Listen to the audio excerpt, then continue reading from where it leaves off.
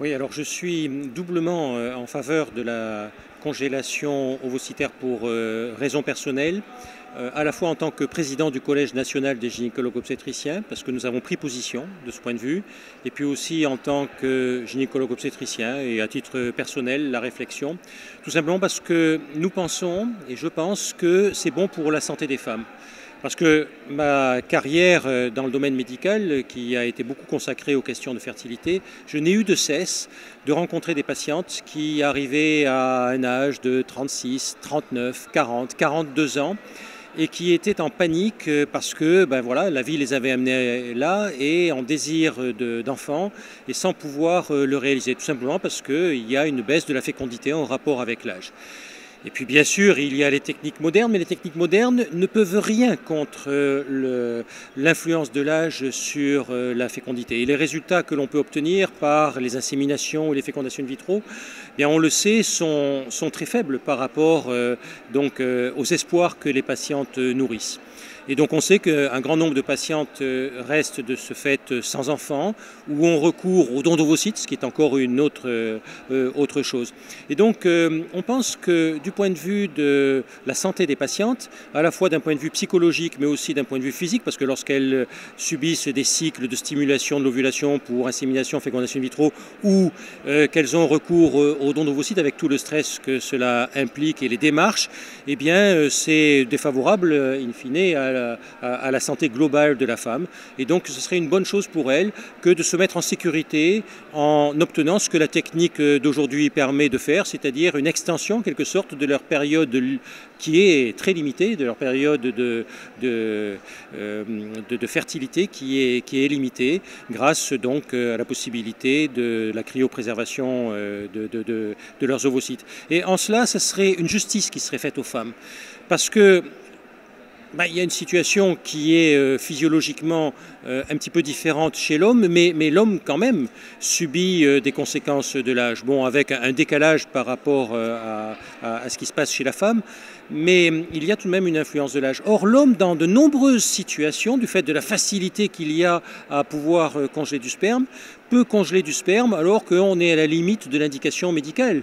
Je prends par exemple ce qui se fait de manière courante, régulière, quand un homme demande une vasectomie, une stérilisation pour assurer une contraception définitive, on prend toujours la précaution de mettre du sperme en réserve au cas où il le regretterait. Et on n'aurait pas le droit de faire cela chez la femme, donc c'est un petit peu incompréhensible. Et donc pour toutes ces raisons, on milite en tant que médecin en faveur de la possibilité de la cryoconservation des ovocytes chez la femme, à la fois pour leur permettre d'élargir un petit peu leur période de fécondité, et puis aussi dans un esprit d'égalité par rapport à ce qui se passe chez l'homme.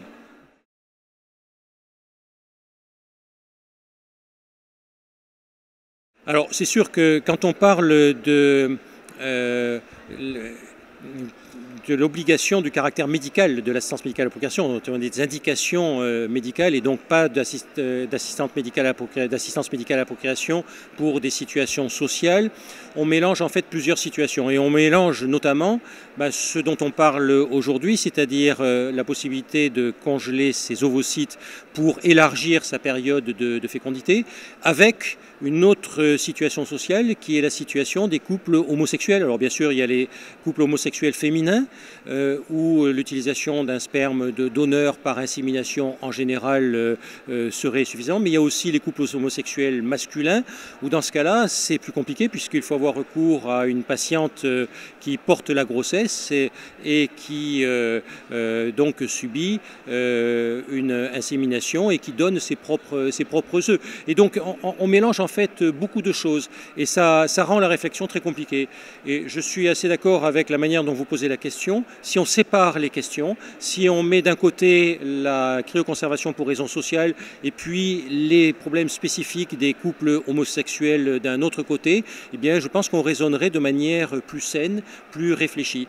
Mais il y a toujours la crainte qu'en ouvrant la boîte de toutes les indications extramédicales de l'assistance médicale à la procréation, c'est que tout en sorte et puis que tout finalement soit autorisé, qu'il n'y ait plus aucune limite en quoi que ce soit.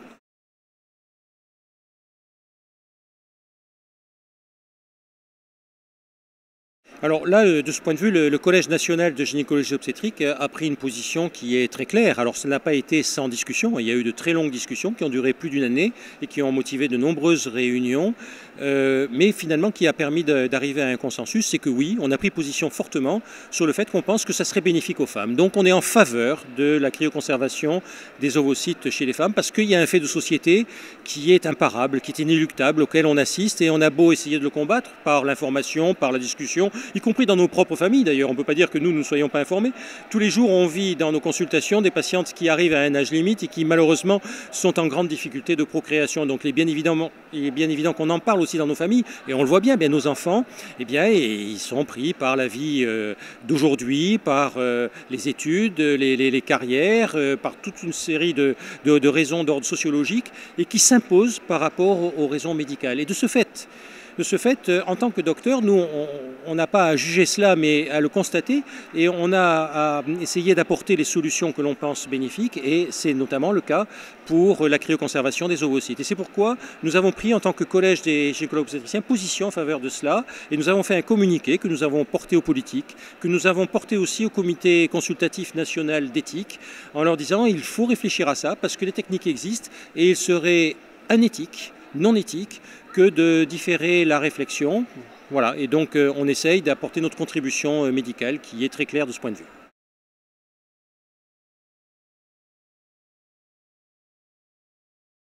Moi je pense très sincèrement que ça permettra de diminuer le nombre de tentatives de fécondation in vitro ou d'insémination qui sont réalisées à un âge tardif et qui malheureusement sont grevées d'un lourd taux d'échec.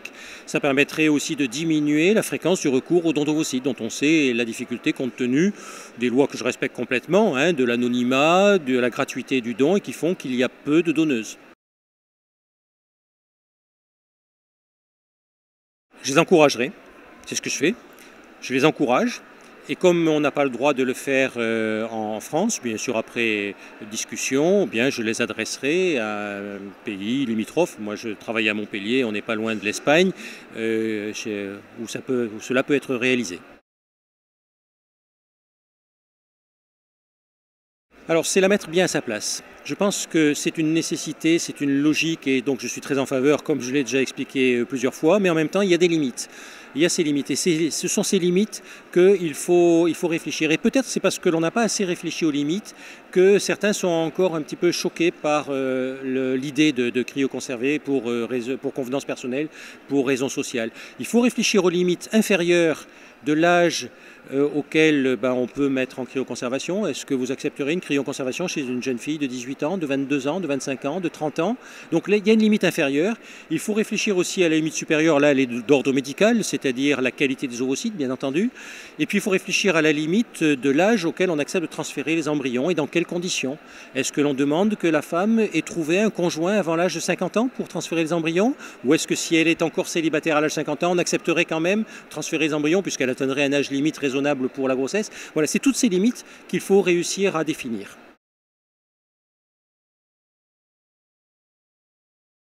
Pour raison sociétale. C'est la raison pour laquelle je suis très heureux d'être là, très heureux d'y participer positivement, parce que fondamentalement on est en faveur, mais en même temps on a besoin de réfléchir aux limites qu'il faut savoir y donner.